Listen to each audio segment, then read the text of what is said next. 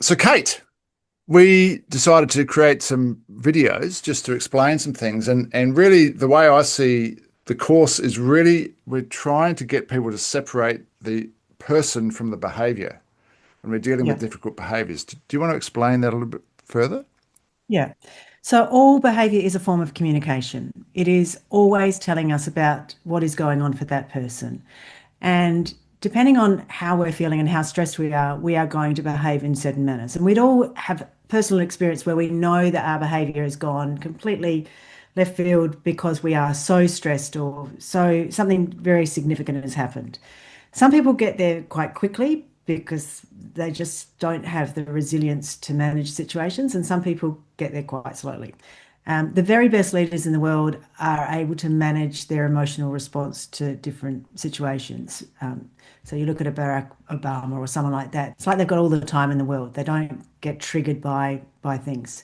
But most of us mere mortals do respond and have quite significant reactions to situations, and particularly if we're tired and run down, and we might be in that time of life, in that season where we've got small children, or we're dealing with Mm. aged parents, or there will be things happening, and our behaviour is going to reflect what's going on for us. And what often happens is that behavior feels like it's personal, like it's an attack on somebody else. And so we then react to that person's behavior when in fact it's an opportunity for us to go, that person's really stressed. What is that behavior telling me? What do they need right now? But often that behavior triggers a stress response in us. And suddenly we've got like we're two spinning tops bouncing off each other. So whenever I see really full on behavior or behavior that doesn't serve a person, when people are very, very stressed, they can behave in a manner which is self-sabotaging, particularly their relationships with people in their team, their managers or other people. So whenever I see behavior that seems to be self-sabotaging and not what we would all think is normal or appropriate, my question is always why? What's going on for this person? What do they need right now? What's causing this stress? And how can we help them reduce the stress so they can think? Because when people are really, really stressed, they don't think very well. So, if you're the leader, you're Yeah. thinking this as you're dealing with the person who's Yeah. giving the behavior to you, which Yeah. means that you're talking to the person behind the behavior rather than addressing exactly what's being said or Yeah. what's coming at you. And Yeah. that's a big distinction, isn't it? I think it is because I generally know that people are good. And so when people are at their best, I know how they behave and I'm looking at that person. And then suddenly this behavior changes. And we can so easily, because our brains are hardwired to look for danger, we can so easily go, that person's bad or that person's, not okay now because they're behaving in this manner. But if we can step back and take a beat and go, this behavior seems out of sorts. This is not Mm. the person. This is not who they normally are. Because we know that this person is a good person. Then this provides me with an opportunity to be more empathetic and curious and to not get triggered in that moment and to go with them and say, are you okay? Or whatever might be the appropriate response. Like, seems like there's a lot going on for you at the moment. Do you want to talk about it? What do you need? Mm. And so then we humanize people who are stressed rather than punish. But what I see in so many workplaces is the behavior, people get stressed, the behavior is not okay. And then there's this process that follows, which is, you cannot behave like that in this workplace. And it's like, well, no, you probably can't. But how can we call this out in a way that's kinder and more appropriate and helps that person change their behavior rather than them needing to defend themselves and save face? Mm. Yes. So, Kate, in my experience, I had this presented to me once that the behavior is almost like another entity and it wants the fight. It wants the argument. It wants to be proved right and to prove you wrong and that whole nah thing. The human behind the behavior doesn't because No. they're okay. Hmm. And so sometimes you need to not address the words directly, but do what you're saying, take a step back, go Hmm. to curiosity and to see that person behind there and think, well, what's the best thing I can say to not just diffuse the situation, but to communicate to the person behind the behavior. Is that the Absolutely. way you see it? No, I think that very much. When we get very stressed, we are either going to go into fight, flight, freeze, or fawn. Mm. And the fight one we often get, you know, because flight, they disappear. So the fight one's the one that's in your face Yep. and and appears more difficult to manage. But you're right, it is just a stress response. It is a behavior. It's not the person. It is just that person's response to that stress in that moment. And if we can if we can take that beat and go, that's a fight response. Yeah. Because you're right, they don't want the fight. It is a game. It engages. It feels like they're doing something and defending themselves, but what often they're doing is they're self-sabotaging. And they will regret it, but then that creates its own problem because it creates shame and a loss of face. And now, do I apologize? But I feel like I shouldn't have to apologize because something felt unfair to start with. And so it creates its own next challenge for the leader. So it's much safer and much more empathetic and kind to not engage in the fight. Don't play the game because the Yeah. game ends up being tennis. I'm going to attack you and then you attack you back, and it's like nobody wins. It's a race to the bottom. So don't play the game. Don't engage. So if as a leader, if you're addressing the person, if you're rather than reacting, you're responding to the situation with the aim Mm. of making this better, then Yeah, there's not that shame and that regret and all that absolutely. because there's harmony. Yes, there's harmony. Now, in that moment, that person might be reacting in a really big way, and they might not hear you. Like you might Yeah. be kind to them, and you might say, "Are you okay?" And they'll go, "Yes, I am," and whatever, because they're so enraged and they're so in that fight mode. And the best thing to do is say, "I think maybe you need to take a break. Maybe go for a walk. Let's catch up in 10 minutes." Because sometimes being in their face is the thing that's going to keep the thing going because they might the perception of unfairness or something else is going on. How about you take a break, give them an opportunity to protect themselves early? Why don't you take a break, go for a walk? I'll catch you in 10 minutes. Well, I've And actually then, seen this in workshops, like yeah. in personal growth workshops, where if someone's in their stuff, like if they're angry or they're, that that's not a space that they can move from anyway. Mm, It needs to be diffused, and then when they're relaxed, then they've yes. got the chance for awareness to come in and new things to think about and new Exactly. understanding and empathy and et cetera, et cetera. So that's another reason not to engage in the fight because you're going to lose. Both of you are going to lose. But it is a lose-lose It's a lose situation. lose. Yeah. And You, And I you think a don't. lot of people in the world, not just in leadership, but just Mm, in human interaction, don't mm. understand this. No, no, I think that's right. I think it's a bit like if you've ever received one, an email that somebody sends in the middle of the night when they've either had too much to drink or they've just worked themselves into a complete state, and then they send that email, Yeah. and then the next minute they've regretted it immediately, and it's like we can't retract it, Uh, and it's like how about we don't do that? Because if I were ever to receive an email like that, what I would do is I would say, I've got your email. Can we talk about it? And then I would let that person know that I have put that email in the bin. Because yeah. otherwise, are we going to weaponize it? And so the behavior is the same thing. It's like if I want us to be able to have a conversation. I don't want this behavior to be something that I then have to deal with and take further because it's going to be a problem for you and for me. Let's sort this out now. Let's Yeah. humanize everybody. Something's not okay. And if I can stay grounded and not get offended in that moment, I can find out a lot of information that's incredibly valuable. Fantastic.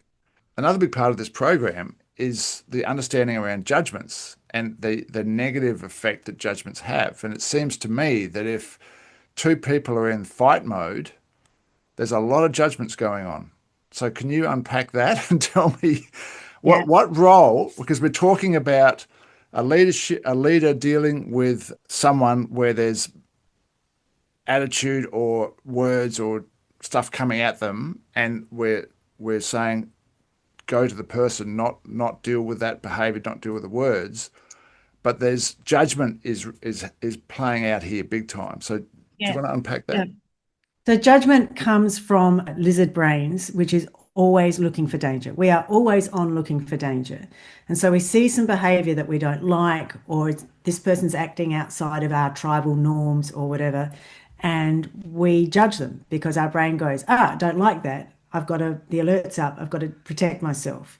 So we so quickly go to judgment, and judgment is always based on assumptions. So we make assumptions about whether this person's good, bad, in, out, all the things. They're behaving in a manner, this is just not okay, bang. And we can write people off. Like, it's so fast, we can do it so quickly.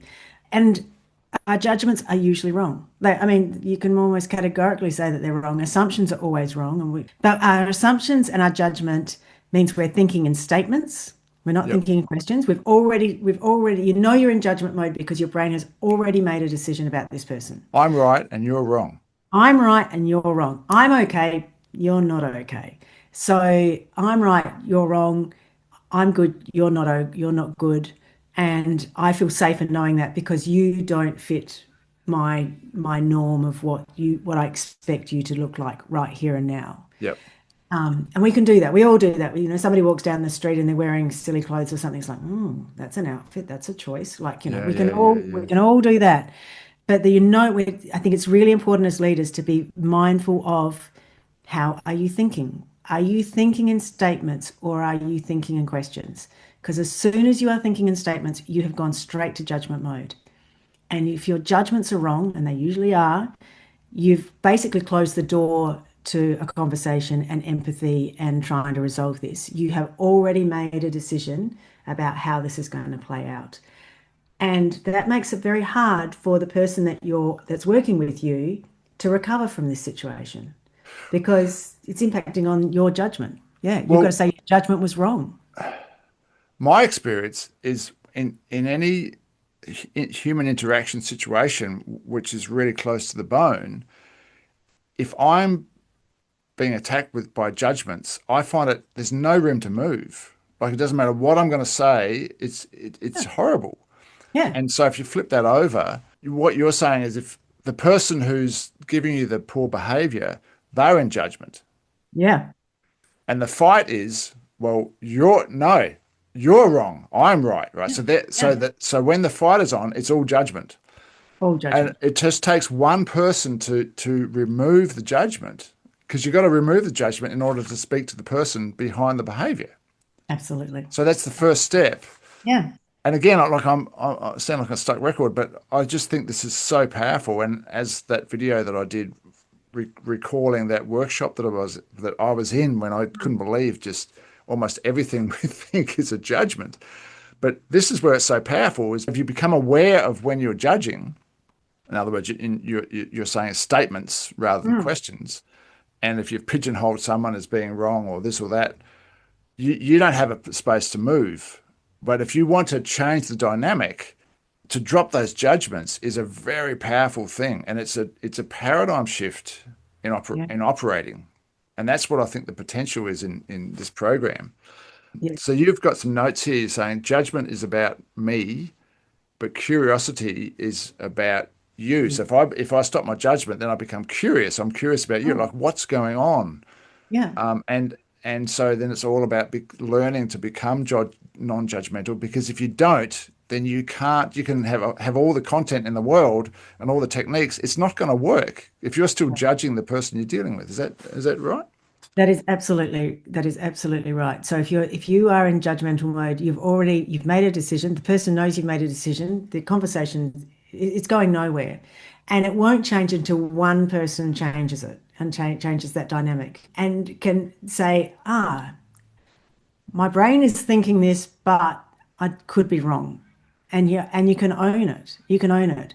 A colleague of mine, as a leader, used to have in her team meetings, everybody had to start every sentence with, I might be wrong, but, and then put their position so that they weren't always right because they could be wrong. And I think it's judgment it is so fatal in that it stops. It's like when you're doing theatre sports, it just stops the conversation because I'm not open to any other information. I am closed because my mind is made up. And it will generally be the leader that's going to change that dynamic. It's too hard for somebody who's already stressed and is challenged Mm. by whatever's going on to then have to speak to power and be vulnerable with that person and go, I could be wrong, you could be right. In that moment, that's hard. But if a leader does it, it's really powerful because then they're saying to that person, ah, I'm fallible too. I make mistakes. I'm sorry, I've probably prejudged this.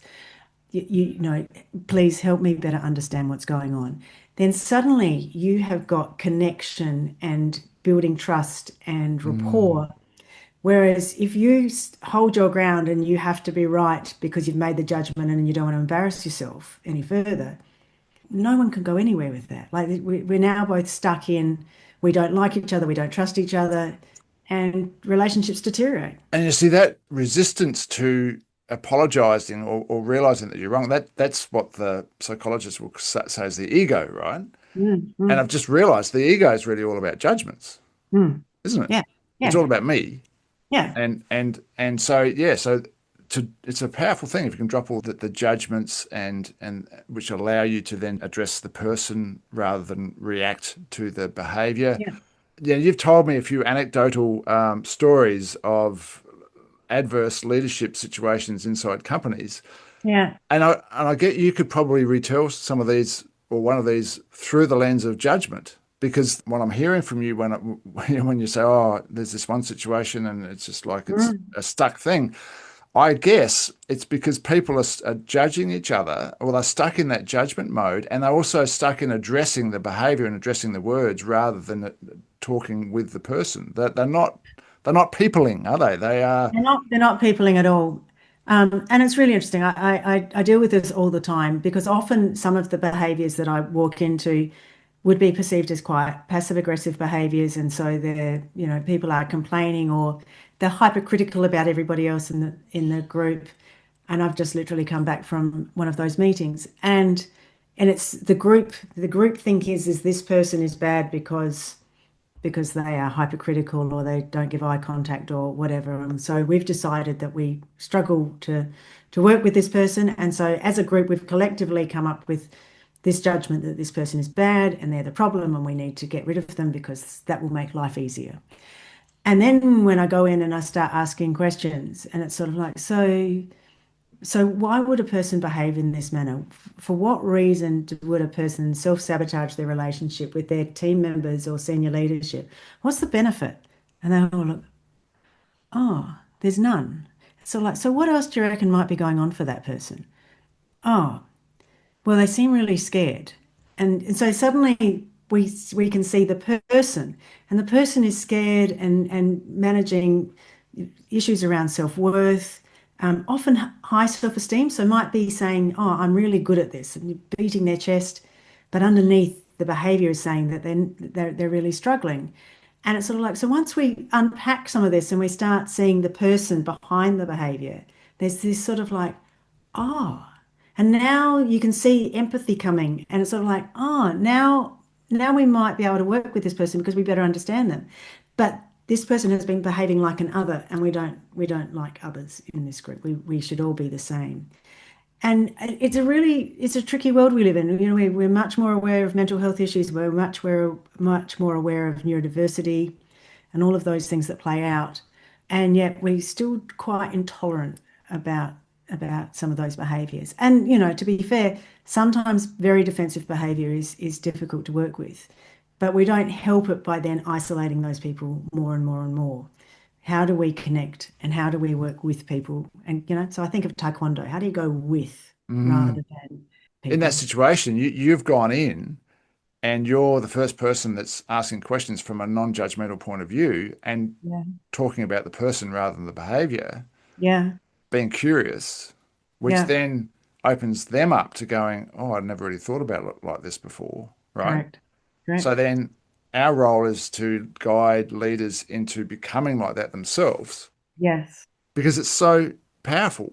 Like it sounds kind of, you know, it's not like rocket science. It's not like the top three things you got to do to be a A grade leader, da da da da, the stuff you see on LinkedIn all the time. But this Mm. is this is where the rubber hits the road. This is where cars go off the road all the Yeah. time. This is where collisions happen.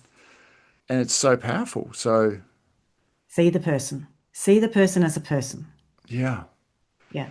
And then finally, I'm just going to read a couple of things about curiosity, because really what you're talking about is when you drop the judgment and you can start talking to the person, and you're rather than making statements, you're asking questions. By default, that's you being curious. Yeah. Correct. And so you said this about curiosity. Curiosity redirects attention away from self-protection and towards understanding what's actually happening for the other person, Hmm. which is really what you've been talking about this whole time, isn't Yeah. it? Yeah. And it's neither passive nor polite because it has an active discipline. It replaces "this is about me" with "help me understand you." Yeah. So in order to be curious, we have to stop worrying about what we want, what our best outcome is. Right. We have to stop this focusing on what we want. And that's really hard as a leader. And I think it gets even harder and harder as you go up the leadership Mm, tree because you've got so much responsibility. And so you keep thinking of, if this goes badly, it's going to impact on me, or if this goes badly, it's going to impact on the team, or, it's going to look bad. And so we often go into that, and I do see this with leaders, the more senior they become, the more we become about me. But leadership is never about you. And that statement's a bit strange because it is about you. It's your impact on everybody else. It's about how you're perceived and seen, all those things. But it's not about you because the job of leadership is to develop the people in your team and to empower them so that they can do the work. It's not for you to do the work, it's so that you empower them to do the work. mm, And so I think that we make leadership harder than it needs to be, because I do think you're right. It's not rocket science. It's about kindness and empathy and how we see people's humanity. But in order to do that, we have to be vulnerable. We have to be able to say that we're wrong or this is not about mm, me. And so if we go to the position of this is about you, this behavior is telling me something's a problem, or your performance is telling me there's a problem, there's something not working. I'm now going to have a conversation about you. What do you need? What would make a difference? What am I doing that might be unintentionally contributing? mm, I ask that question of leaders all the time. How might you have unintentionally contributed to this issue? And they're like, it's like, and then they go, oh, I might not have been clear when I said this, or I might not have set expectations that, we understand, or whatever it might be. But if we just own some of it and we're fallible and curious, then we can have real connection and then we can really better understand what's going on. And the person that you're dealing with won't always, to your face be able to clearly explain what's going on for them in the first instance. But the more you normalize this is not working. How can we make this work better? What do we need? What's not working here? And we stop looking for blame, but looking for solutions curiously and like, mm, it makes the conversation so much easier. Feedback doesn't have to be hard. Like I'm not good at everything. If somebody gave me feedback which said, Kate, your attention to detail is appalling, and it's like, yes, but if you did that, I'd feel really shamed by you telling me that it was appalling. But if you said, Kate, what are your strengths? I'd say this. And what do you have challenges with? And I'd say, probably attention to detail. And they'd go, mm, okay, so how does that play out? What does that look like? So just we can use curiosity in many ways, but how do we make it about the person and what they want to achieve rather than making it about me? mm. Fantastic. So because I was a long-term classroom teacher and then a middle manager in Hmm. a school, and I used to do a similar thing with kids, and I think this is kind of what you're talking about. Hmm. I actually talked about this in courses that I ran for teachers, and I called it the fireside chat. Like rather than the disciplinary talk with your student, it's a fireside Yeah. chat. Because some kids, I just knew that this kid and I were at loggerheads the whole time, and it frustrated me. It must have frustrated the child. Yeah. And it didn't matter what I did, the kid would do the same thing. It might be something as innocuous as just turning around and talking at inappropriate times, like consistently. Hmm. And so I'd have this like little fireside chat at the end of a lesson and say, and I'll just make up a name. Say, hey Joel, I'm out of tickets. I don't. I know that we're at loggerheads, and believe it or not, it frustrates me. and I've tried this and I've tried that, but nothing works. I mean, it must be Yeah. horrible for you because you must feel like I'm on your case all the time. Yeah, you Yeah. do, right? So how can we? What's the solution here? I've run out of ideas. I want some ideas from you, and they're like, oh, well, and they volunteer some ideas, and so now we're a team working on this Yeah. situation because I've dropped this kind of authoritarian, nah, and I want to change this dynamic, and it Yeah. and it works, Yeah.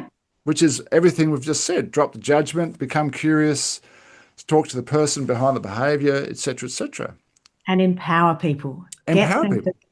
co-create the resolution to their own issues instead of telling them Yeah, yeah, how to fix it. Like ask them, this is not working. What do you yeah, propose to do about it? yeah, And if it still doesn't work, what do you think some of the consequences should be? Like get them to co-create all of it. You don't have yeah. to come up with every solution to every problem. In fact, please don't.